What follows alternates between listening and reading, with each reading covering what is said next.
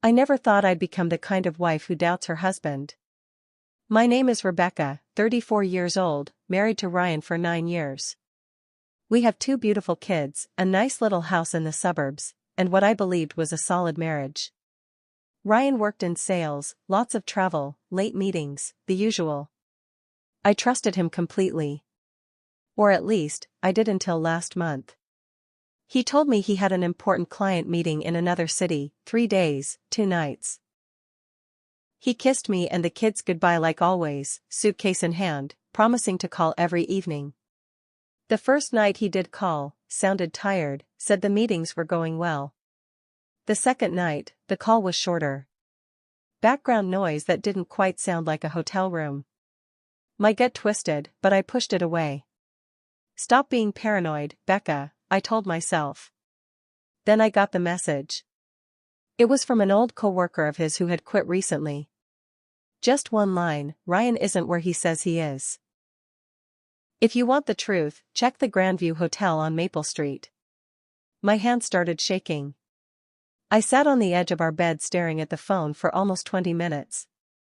Part of me wanted to delete it and pretend nothing happened. But something in me snapped.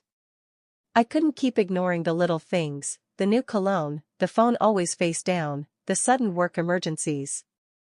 I called Ryan's mom, Linda. She's always been good to me, more like a friend than a mother-in-law. When I read her the message, she went quiet for a long second, then said, "I'm coming with you." We left the kids with my sister and drove 4 hours that same night. No plan, just this heavy, sick feeling in my stomach. We got to the hotel around 9:30 p.m. I walked straight to the front desk with Linda beside me. I showed them our marriage certificate and a photo of Ryan. The young guy at the desk looked uncomfortable but confirmed Ryan had checked in 2 nights ago, with a guest. Room 412. We waited in the lobby, hearts pounding. Around 10:15, the elevator doors opened. There was Ryan, laughing, his arm around a woman I'd never seen before, younger, dressed up, clearly not a colleague.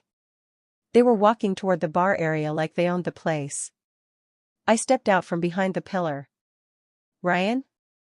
His face went white. The woman froze. Linda covered her mouth and whispered, "Oh my God." Ryan tried to smile, that fake salesman smile. "Becca?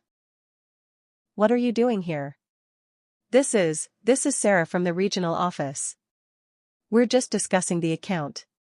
"Stop," I said quietly. My voice didn't even shake. "Don't lie to me anymore." The woman, Sarah, looked terrified. She mumbled something about leaving and started backing away. Ryan reached for her arm, then thought better of it. Linda stepped forward, her voice trembling with anger and hurt. "We raised you better than this, Ryan. Your children are at home waiting for their father." What followed wasn't a screaming match in the lobby. We went outside to the parking lot. Ryan kept trying to explain, work stress, feeling disconnected, it just happened once. But his story kept changing. The woman had already left in an Uber, embarrassed. Linda looked at her son like she didn't recognize him. "Your father and I are ashamed. Don't come to the house until you've decided what kind of man you want to be." The drive home was silent except for Linda crying softly in the passenger seat. Ryan didn't come home that night. The next few days were a blur of tears, angry texts, and family calls. His side of the family was split, some in denial, some supporting me. My own parents were furious. I didn't throw him out immediately. We had kids to think about.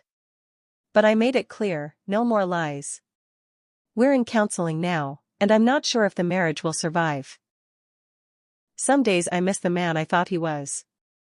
Other days I feel this strange sense of relief, like I finally stopped carrying the weight of pretending everything was fine. Betrayal breaks something deep inside you. But finding the courage to face it? That starts to put the pieces back together, even if the picture looks different than before. If you've ever had that gut feeling that something wasn't right in your relationship, trust it. Sometimes the hardest truth is kinder than the most comfortable lie.